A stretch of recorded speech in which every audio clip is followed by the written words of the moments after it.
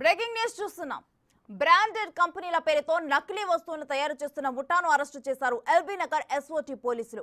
విశ్వసనీయ సమాచారం మేరకు దాడులు జరిపిన పోలీసులు డూప్లికేట్ సోనీ టీవీలు, ఐఫోన్లు తయారు చేస్తున్న ముఠాను పట్టుకున్నారు. ఉత్తరప్రదేశ్ కు చెందిన షారుఖ్ ఖాన్, మన్సూర్లను అదుపులోకి తీసుకుని మీర్పేట పోలీసులకు అప్పగించారు.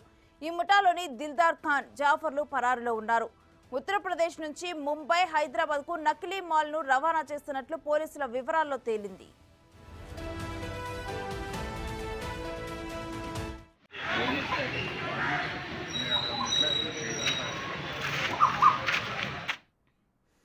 ఇక ఇదే విషయానికి సంబంధించి మరింత సమాచారం మా ప్రతినిధి రానా ఫోన్ లైన్ ద్వారా అందిస్తారు.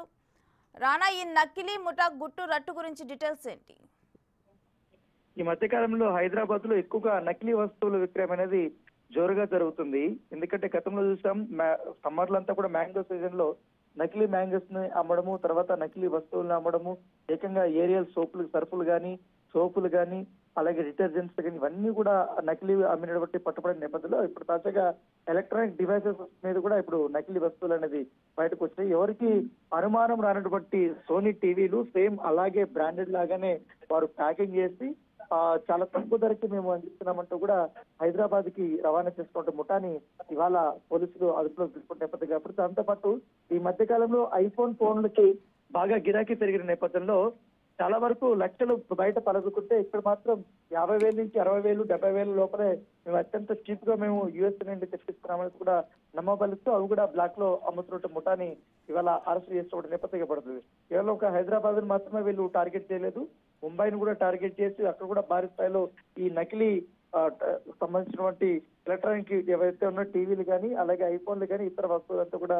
వారు అమ్ముతుండగా ఇవాళ రెడ్ హ్యాండెడ్ గా షామీర్పేట పోలీసులు పట్టుకున్న పరిస్థితి కలిపి వారి నుంచి కూడా ఇప్పటికే ఆ టీవీలు కానీ, అలాగే ఐఫోన్లు కానీ ఇవన్నీ కూడా వారు స్వాధీనం చేసుకున్నారు. వీరికి ఎక్కడి నుంచి కూడా ఉత్తరప్రదేశ్ ఏ ప్రాంతం నుంచి కూడా ఇవి చేస్తున్నారు, దాంతో పాటు ఇది బ్రాండెడ్ గా అనేది నమ్మించడానికి ఎక్కడ మ్యానుఫ్యాక్చరింగ్ చేస్తున్నారు దాంతో కూడా పోలీసులు పూర్తి స్థాయిలో ఎంక్వైరీ చేస్తున్నారు. ఆ ముఠాను కూడా త్వరలో కూడా పట్టుకునే అవకాశం ఉంది.